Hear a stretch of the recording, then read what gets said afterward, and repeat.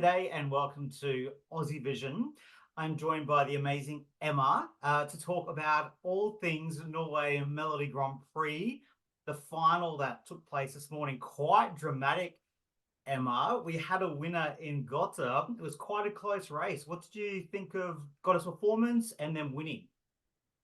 Well, they were always the favourites going into the competitions. So particularly once we'd all seen their semi-final performance. So I'm not surprised, but I guess I was surprised they didn't win the jury vote, but obviously it was the Norwegian public that pushed them through. I thought their performance, it was amazing. Visually, it's spectacular. It really is. It's not easy to sell a performance of this kind of genre of music. Sometimes it's very, you can get lost very easily. And the way that they just focused on each of the individual members of the band and allowed them to, shine, I guess, it's just stunning.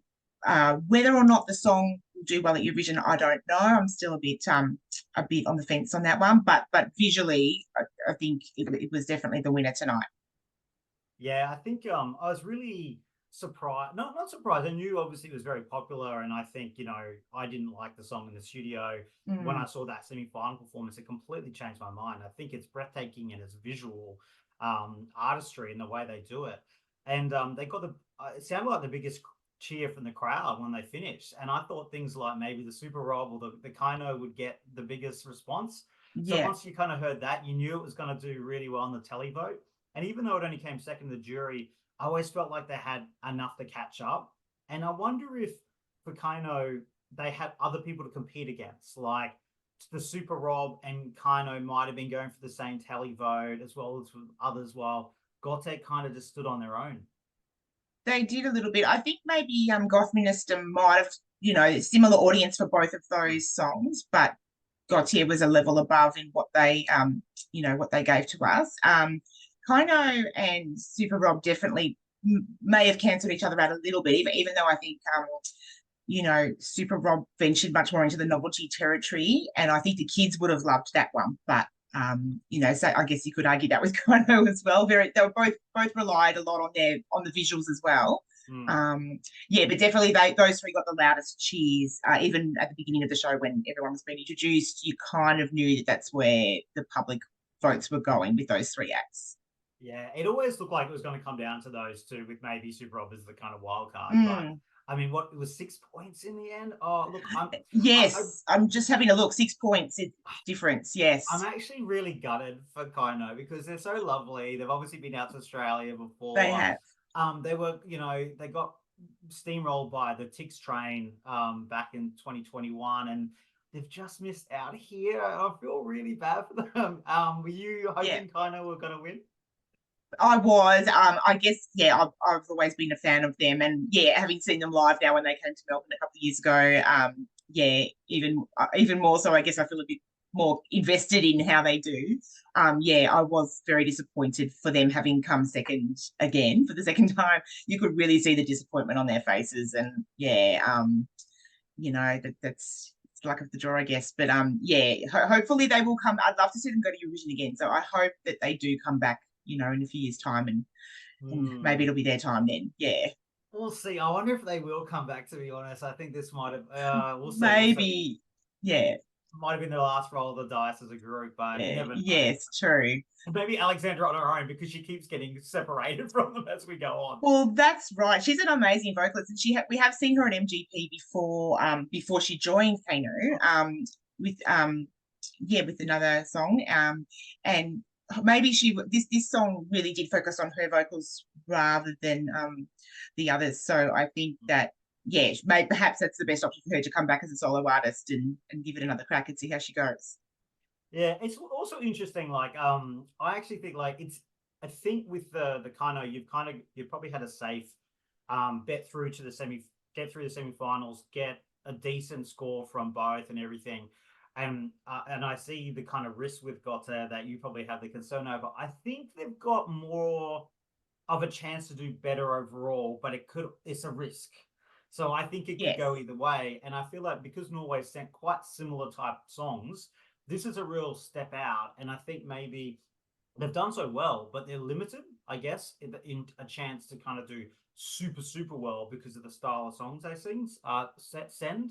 So there's maybe a chance with this, but it's not going to be everyone's cup of tea. No, it's not. It's one of those songs that you don't really sit on the fence so much with this one. I think you either love it or you hate it. So yeah, it will definitely have its fans. But as I've mentioned before, I think when you look at what Ireland is sending with Bambi Thug, it might have a bit of a similar audience. So whether they might cancel each other out, I don't know. But visually, it is going to be spectacular. So it will be really interesting to see how it goes. I think it will make the final. I'm gonna put it out there and say I think it will, but whether or not it's too off-putting, on grand final night, we'll find out. True. It's actually interesting. Like, I bet you Ireland are unhappy that one, and also Slovenia, Ireland, Norway are kind of in that same. There's a lot Absolutely. of that going on this That's year. So, that's very true. Slovenia also, yeah, definitely another sort of dark, not quite gothic, but along those yeah. lines. They're all going to have similar audiences. So it will be very interesting to see, yeah, what how that plays out in May. And did anything else jump out of the songs or any of the results from this morning that you want to mention? Well, I might mention Mia with Green Lights, which was the Aussievision #1 ranked song going in before we'd only listened to the studio tracks. And she finished sixth in the end, which probably was a little bit lower than I was expecting. I didn't think her vocals were as strong tonight as they were in the semi-finals. And the other issue I had, I wasn't sure if they were going to change the staging at all from semi-finals, which they didn't. I think she was a little bit lost at times on the stage. She needed some dances or something else happening, just to elevate that a little bit more. So I think she failed to connect with people, I think. So I was a little bit disappointed for her. It was, yeah, Goth Minister did better than I thought. They came fourth. Margaret Berger only came seventh. I was a little bit surprised by that. I thought she may have done a little bit better. It was very polished and slick, and she's been to Eurovision before. But one other entry which I'm sure you'll probably mention is Dag Eric and Anne, our sort of country duo who finished fifth. And I mean, we didn't even predict them to make the final, but there was definitely something about them. They had a real connection, I thought, on the stage that came across well down the camera. And yeah, and just lovely harmonies. It was if you weren't into the Gåte and Goth Minister, that would have been right up your alley. So, I'm really pleased that they did so well. Yeah, I think it worked even like really well on the big stage. And I thought maybe because of the intimacy, maybe it might struggle a little bit, but I wasn't surprised to see it do well with the juries. I think in the lineup, it was like, hey, juries, look at me, give me some points. Yes. And it did pretty well even in the public, not too bad. But to come fifth, I was super happy with that. I agree, like Green Lights. I wasn't surprised to see it not do well in the public. I just think it was got stomped on a little bit. Mm. And Super Rob, have to say, I mean, look, it brought something to the national final season. It did. Third play, it did better in the juries than I thought it was going to That's do. that surprised me. I was not expecting that to get any jury points at all. So I was really surprised when I saw those points starting to come through. To be fair, I think she was vocally better than she was in the semi-final. I'll give it that. And the robot Yeah. sounded good. I don't know how to judge that. But That's and right. third place, it felt right. To me, those three were always the talking points of the national final. So and what do you think of the show overall? I think it's been a great year. I thought the show today was fantastic. Those acts with all the Eurovision performers coming at the end, I thought was Yes. just phenomenal.